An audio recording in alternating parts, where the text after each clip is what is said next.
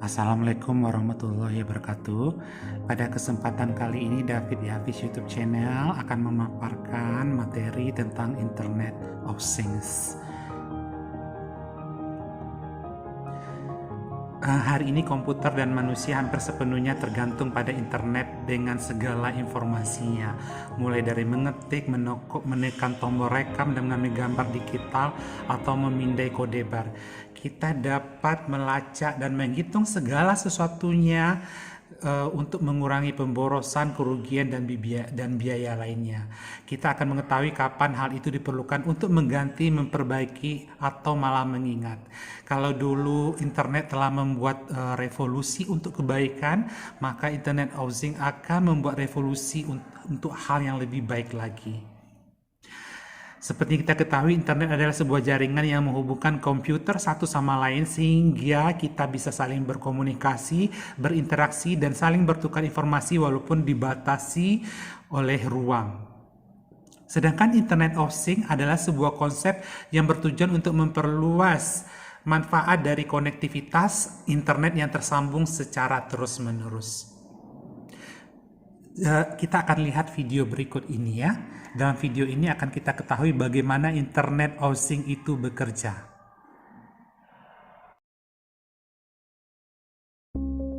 The internet isn't just about computers anymore.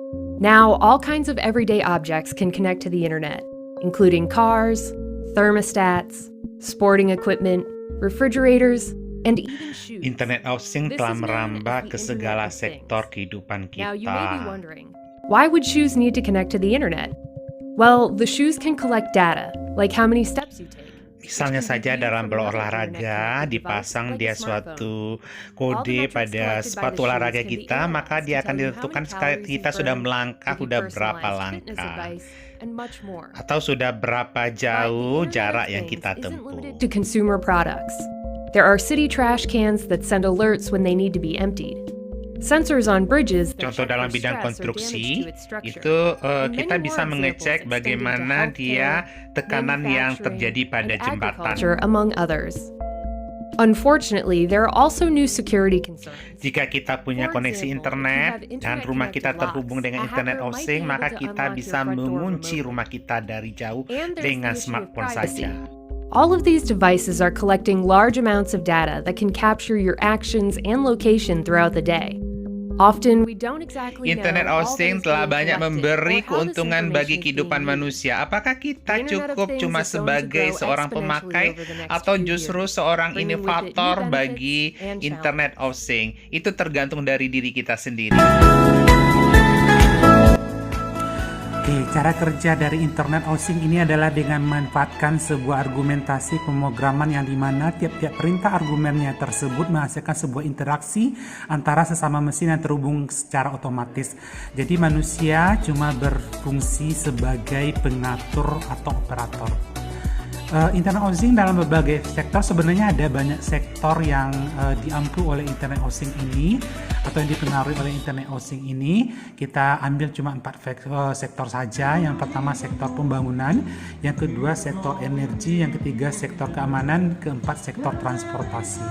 Untuk sektor pembangunan kita lihat meliputi bangunan pabrik dan perumahan, perangkat yang kemudian dapat dihubungkan untuk memberikan pelayanan kepada pengguna termasuk HVAC, heating, ventilation, and air conditioner, kontrol akses, manajemen pencahayaan, sensor kebakaran, sistem keamanan, dan lain-lain yang berada di gedung-gedung dan fasilitas di kedua segmen tersebut. Layanan ini dibangun untuk mengotomatisasi dan bereaksi terhadap kondisi lingkungan.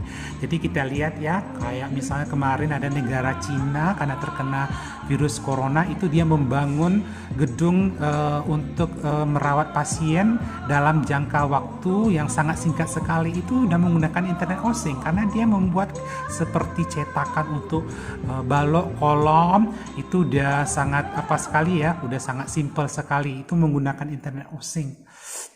Nah, untuk sektor energi itu diatur dalam 3 segmen seperti untuk pasokan, alternatif, dan minyak atau gas. Untuk pasokan itu meliputi pembangkit listrik, transmisi dan distribusi, kualitas daya, dan manajemen sumber daya energi meliputi pembangkit listrik dari sumber-sumber tradisional seperti bahan bakar fosil yang tidak bisa diperbarui. Untuk sumber alternatif meliputi sumber baru termasuk sumber energi terbarukan seperti energi cahaya, angin, pasang surut, serta elektrokimia. Untuk minyak dan gas terdiri dari aplikasi dan perangkat yang digunakan untuk mengekstrak dan mengangkut komoditas tersebut. Untuk sektor transportasi, ada 3 segmen utama: kendaraan, non-kendaraan, dan sistem informasi. Kendaraan ini termasuk kendaraan telematika, pelacakan, dan komunikasi dengan mobil, truk, dan trailer. Untuk non-kendaraan seperti transportasi, kereta api, kapal, perahu, dan kontainer. Sistem transportasi mencakup layanan informasi untuk penumpang, skema pembayaran jalan, skema parkir, dan lain sebagainya. Ini sudah sangat diterapkan sekali ya, sesuai dengan revolusi 4.0 seperti adanya layanan transportasi online seperti Grab, Bike, serta Gojek. Ini sudah merupakan suatu Internet of Things penerapannya. Untuk sektor keamanan ada 5 segmen yang berpengaruh. Ada layanan darurat meliputi polisi, pemadam kebakaran, jasa ambulan, dan sebagainya. Yang kedua, infrastruktur publik meliputi pemantauan lingkungan termasuk dataran banjir.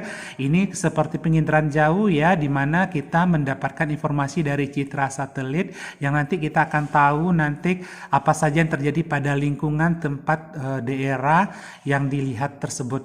Yang ketiga, pelacakan meliputi manusia, hewan, pengiriman, pos, dan kemasan dan pelacakan bagasi. Kalau kita lihat misalnya ada hewan yang misalnya terancam punah, jadi bagian pemerhati lingkungan dan hewan yang di sini misalnya dia mengambil seperti membuat suatu chip misalnya pada hewan tersebut dilekatkan, kemudian hewan tersebut dilepaskan ke alam bebas.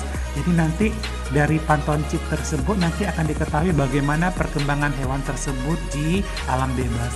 Yang keempat adalah peralatan meliputi senjata militer, kendaraan militer, kapal, pesawat, dan peralatan lainnya. Yang kelima, pengawasan meliputi pengawasan tetap seperti CCTV dan kamera kecepatan, serta keamanan militer, radar, atau satelit. Jadi sekarang CCTV misalnya di sekolah ya, misalnya kepala sekolah bagaimana mengetahui dia keadaan lingkungan sekolah. Kepala sekolah tersebut sedang berada di tempat misalnya di Jakarta. Jadi dengan adanya Internet of Things, dia cukup mengawasi dari smartphone di tangannya bagaimana keadaan. Contoh penerapan Internet of Things contohnya adalah kode batang yang merupakan sekumpulan data optik yang dibaca oleh mesin yang bisa berupa batang, palang, bar. Ini dan kita apa sekali ya, misalnya ini ketik di penerapannya di kasir di minimarket ya. Kemudian yang ini misalnya dalam teknologi WhatsApp, misalnya kita memindahkan WhatsApp dari smartphone ke handphone kita masing-masing, jadi otomatis kita mempergunakannya dengan kode batang seperti ini. Kemudian untuk tantangan terbesar IoT itu ada 2 ya.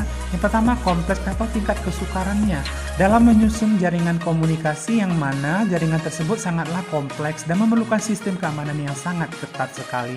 Kemudian biaya yang sangat mahal ya. Biaya mahal sering menjadi penyebab kegagalan yang berujung pada gagalnya produksi. Demikianlah pemaparan David Levis YouTube channel tentang Internet of Things. Semoga bisa bermanfaat bagi para subscriber semua. Oke, terima kasih. Wassalamualaikum warahmatullahi wabarakatuh.